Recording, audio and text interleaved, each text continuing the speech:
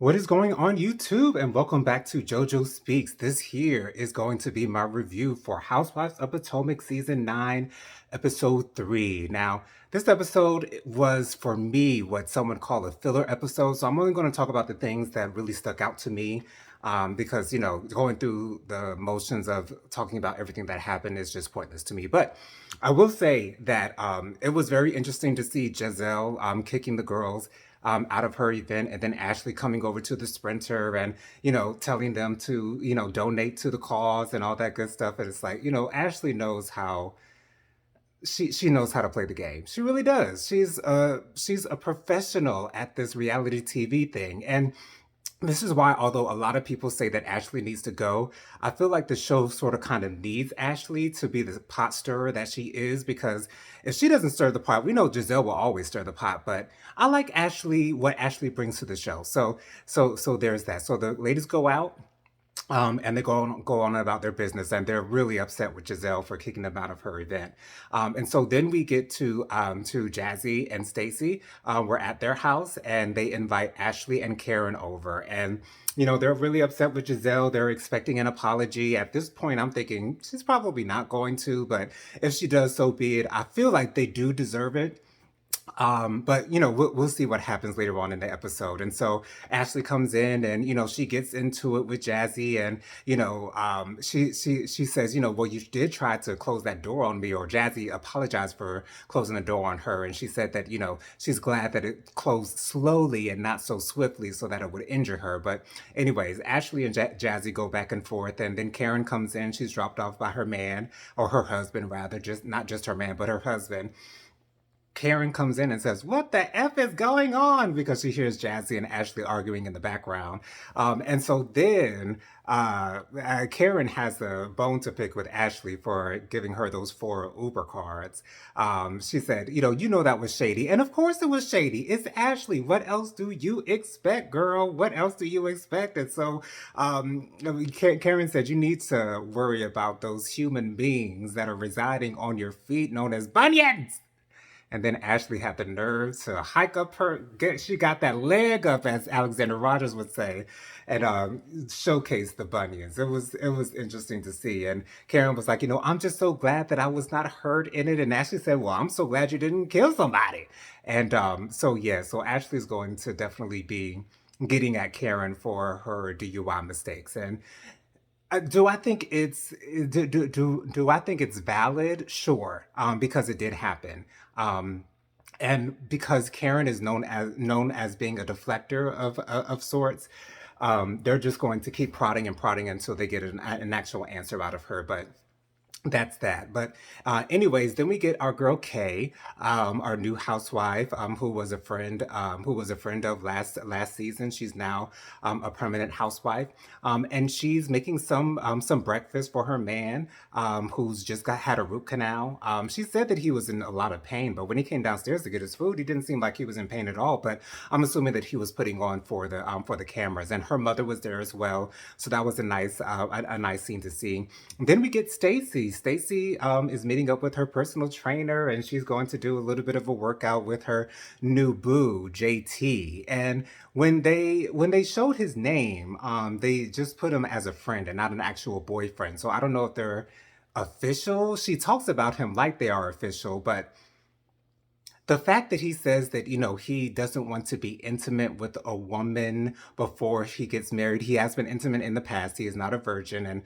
and so when I saw their interaction together, they didn't seem like they were actually a couple, which is, I'm assuming, why they just labeled him as a friend of hers, because that's what they were acting like. They were just acting like they were BFFs to me. So I don't know exactly what she would be able to expect out of any intimacy with JT.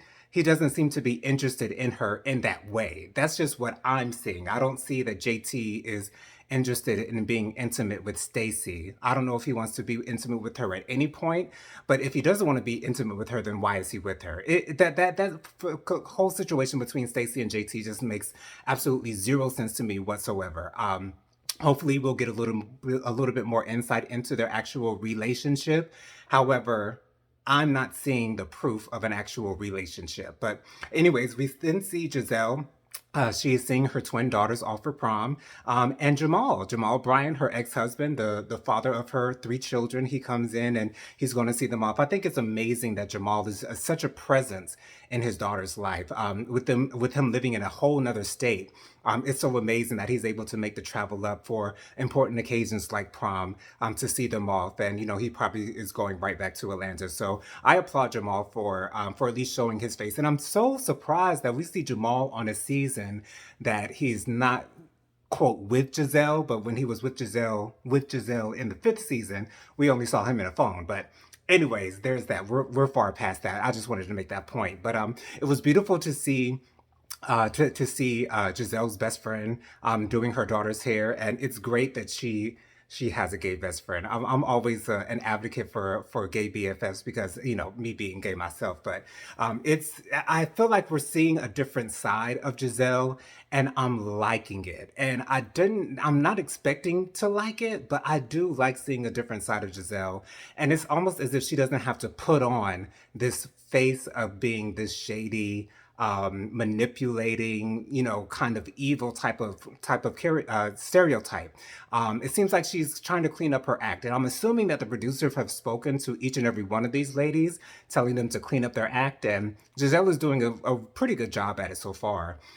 And so the last thing that I wanted to speak on was this whole meeting between Jazzy, Stacy, Wendy, Giselle, and Ashley. So I did forget to mention that Mia, she has a little meetup with Jacqueline and Jacqueline's ex boyfriend, the father of her child, as well as Mia and Ink, and Mia's two children. And so they have this little meetup, and Jacqueline lets us know that her ex boyfriend has a big P. I guess that's good information for anyone who wants to know. But it's just really interesting to see Mia and Ink's interactions. They do seem like they are in love. They do seem like they are in a relationship, and that at least seems genuine to me. So ain't no telling what has been going on with them in the past couple of years as Mia has been married to Gordon.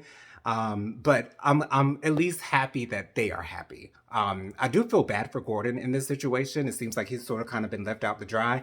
However, when you sign up to be with someone for a particular reason and that reason doesn't necessarily work out for you in the end, it's sort of kind of your fault at the end of the day. So, but I hope Gordon does find someone in the near future.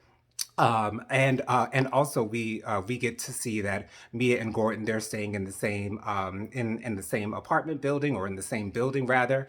Gordon is still calling on Mia to do things for him as if she is still his wife, which technically she is still his wife, but you guys are supposed to be separated, so I wouldn't expect for them to, but they do what they do. So that's that. But let's go to this meeting between Stacey, Jazz, Giselle, Wendy, and Ashley. So the main thing that came out of this was Giselle actually apologized to Jazzy and Stacy, which I was very surprised at. Giselle also ended up apologizing to Mia, which I thought was great as well. So again, Giselle is showing that she's trying to be different, and I can appreciate that. And I'm thinking that it's going to be very interesting to see her in this reunion. She's probably going to be a little bit more relaxed. I'm sure she's going to be coming for Karen's throat the entire time, but it'll be interesting to see how things go with this. But Giselle's trying to get to know Stacy a little bit better, and she says that, oh, I heard you had two kids, and Stacy's like, no, I just have one.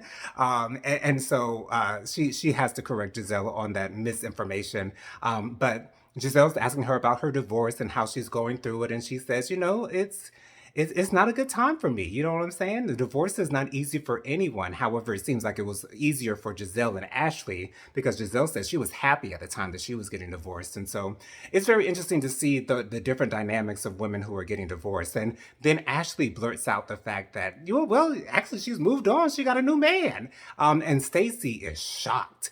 And I don't know why she's shocked. And I thought her getting upset at Ashley for sort of kind of telling her business was a little bit out of line, because when you told Ashley this information, you didn't tell her specifically not to tell any of the other girls in the group. You just let the information go. And you know who Ashley is. You know how she operates. You know she is the bone carrier, as some other franchises would say. Sheree was the bone carrier for Housewives of Atlanta. So you know what Ashley's position is in this franchise. And so why would you be surprised that Ashley just blurted out the fact that you are with another man?